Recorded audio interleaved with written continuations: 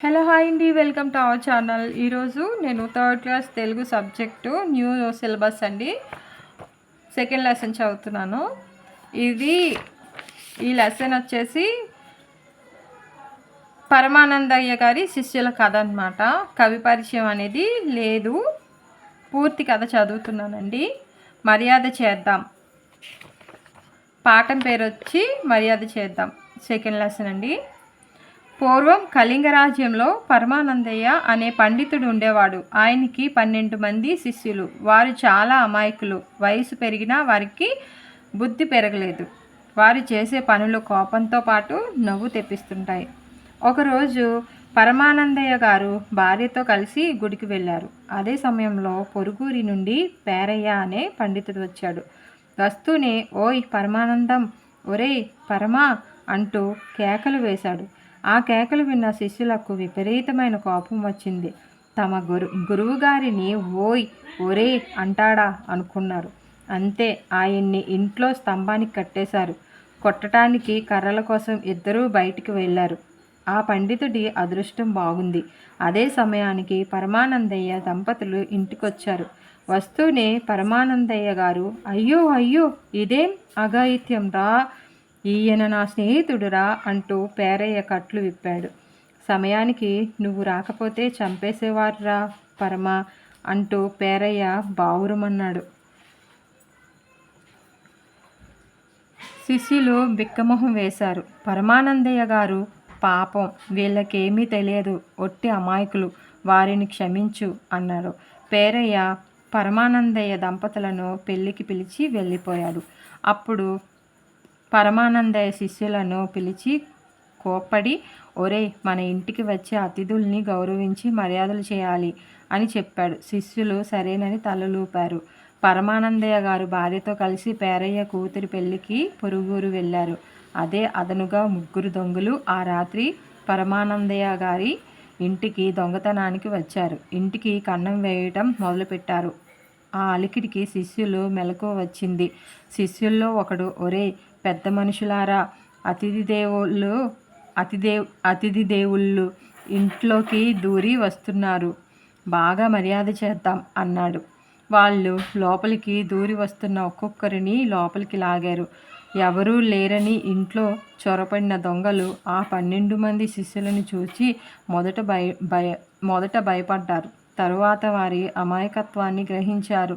చప్పుడైతే ఊరి జనులు నిద్ర లేస్తారని మౌనంగా ఉన్నారు. శిష్యులు గురువుగారి మాటలు గుర్తుంచుకున్నారు. అతిథుల పూజ మొదలుపెట్టారు. ఇద్దరు పోయి బిందెలతో నీళ్లు తెచ్చి వాళ్ళ నెత్తిన కుమ్మరించారు. ఆ చలికాలపు చన్నీళ్ళకి దొంగలు గజగజ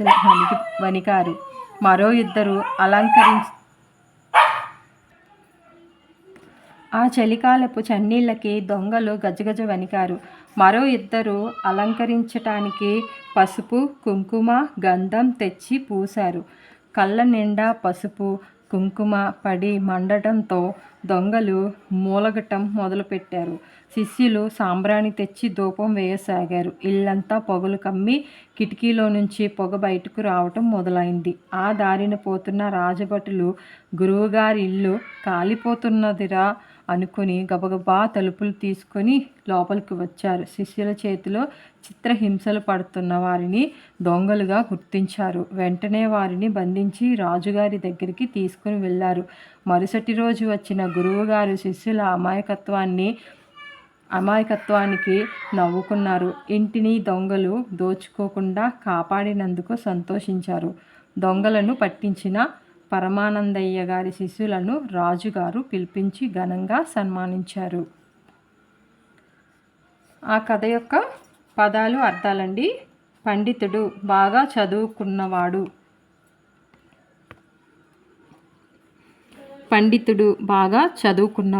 అన్నీ తెలిసినవాడు. జనులు ప్రజలు, అమాయకత్వం, తెలియనితనం, పొరుగురు, పక్క ఊరు, దంపతులు, భార్యాభర్తలు, అఘాయిత్యం, చేయకూడని పని, బావురమను, బోరున ఏడవడం, బిక్కమొహం, ఏడుపు మొహం. అతిథులు అనుకోకుండా ఇంటికి వచ్చేవారు. మర్యాద, గౌరవం, అలికిడి, శబ్దం, కుమ్మరించటం, ఒక్కసారిగా పొయ్యటం, చిత్రహింసలు, నానా బాధలు, బంధించి కట్టివేసి, సన్మానించటం, గౌరవించటం, ఘనంగా, గొప్పగా.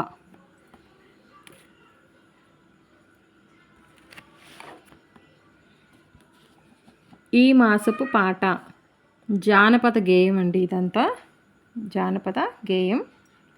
కొండల నుండి కోనల నుండి గోదారమ్మ పరుగులు చూడు, గోదారమ్మ పరుగులు చూడు, వంపులు తిరుగుతూ వయ్యారంగా, పెనుగంగమ్మ ఉరకలు చూడు, పెనుగంగమ్మ ఉరకలు చూడు, ఏటిలోన ఓట చూడు, నీటిలోన సుడులు చూడు, అందరికీ అండగా నిలిచే అడవి తల్లి అందం చూడు, కిలకిల కిలకిల కిలకిల రామచిలుకల పలుకులు చూడు, రామచిలుకల పలుకులు చూడు, కుహు కుహు కుహు కుహు, కోయిలమ్మ పాటలు చూడు, కోయిలమ్మ పాటలు చూడు, పావురాల జంట చూడు, పాలపెట్ట పాట చూడు, అందరికీ అండగా నిలిచే అడవి తల్లి అందం చూడు.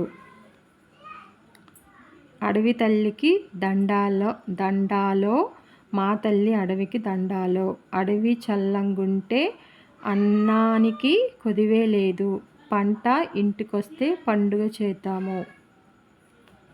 మాసపు పాట అండి. అలానే ఇక్కడ మాసపు కథ జింక.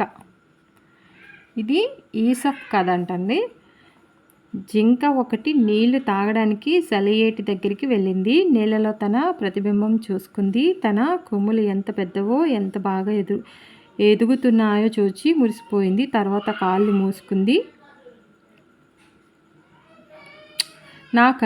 నా కాళ్ళు మాత్రం చీపురు పుల్లల్లా ఉన్నాయి, ఏం బాగలేవు అనుకుంది. ఇంతలో హఠాత్తుగా ఒక సింహం తన మీదకు దూకబోవటం చూసింది. జింక భయంతో రివ్వున దూసుకుపోయింది. అది అలా పారిపోతూ అడవిలో చెట్ల గుబురుల్లోకి వెళ్ళిపోయింది.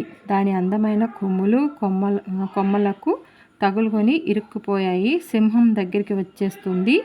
జింక కొమ్ములు వదిలించుకోవటానికి ఎంతో ప్రయత్నం చేసింది. అదృష్టవశాత్తు సింహం మీద పడే లోపలే కొమ్ములు బయటపడ్డాయి. బతుకు జీవుడా అని జింక వేగంగా పారిపోయింది. మళ్ళీ సెలయేటి దగ్గరికి వెళ్ళి, ఎంత దద్దమ్మను నేను, బాగాలేవో అనుకున్న పుల్లల్లాంటి కాళ్ళు నన్ను కాపాడాయి, నేను మురిసిపోయిన కొమ్ములు నాకు ప్రాణం మీదకి తెచ్చిపెట్టాయి అనుకుంది. ఇదండి ఈసప్ కథలు గ్రీకు పురాణ కథలుగా ప్రసిద్ధి. ఇవి 2500 సంవత్సరాల నాటివి. ఈ కథలు అన్ని ప్రపంచ భాషల్లోకి అనువదించబడ్డాయి. 3rd క్లాస్ అండి. ఇది మరొక వీడియో చేస్తాను. అలానే ఇప్పుడు పదాలు అర్థాలు కూడా చదివానండి. ఇవి మీకు అన్నీ అర్థవంతంగా చదివానని అనుకుంటున్నానండి. ఈ వీడియో కనుక మీకు నచ్చినట్లయితే లైక్ చేయండి, షేర్ చేయండి. అలాగే నా ఛానల్ని సబ్స్క్రైబ్ చేసుకోవడం మర్చిపోకండి. Thanks for watching. అలాగే అప్కమింగ్ వీడియోస్లో మరిన్ని పాఠాల గురించి చదువుతాను. తప్పకుండా నా ఛానల్ని అయితే సబ్స్క్రైబ్ చేసుకోండి. Thanks for watching.